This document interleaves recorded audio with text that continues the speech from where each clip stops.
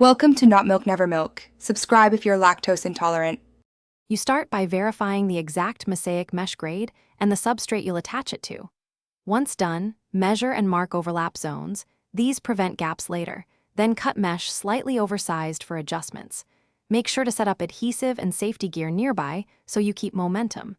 Don't delay with test fittings. Press a sample section to confirm adhesion and flexibility. This initial accuracy saves rework and ensures the mesh seats flush during the next steps.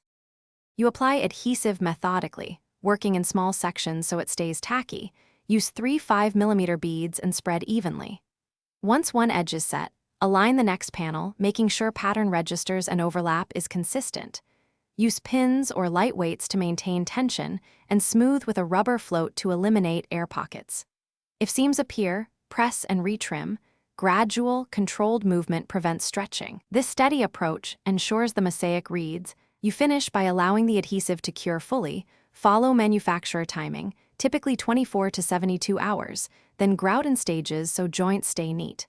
Once grouted, wipe clean and seal if required to protect against moisture. If you spot lifting after cure, act quickly. Pry a small area, inject epoxy or adhesive beneath, clamp until set, or replace the compromised panel. If alignment shifts, reseat adjacent panels rather than force adjustments.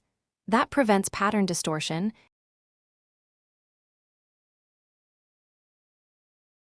Thanks for watching. If this was helpful, leave a like and consider subscribing. See you next time.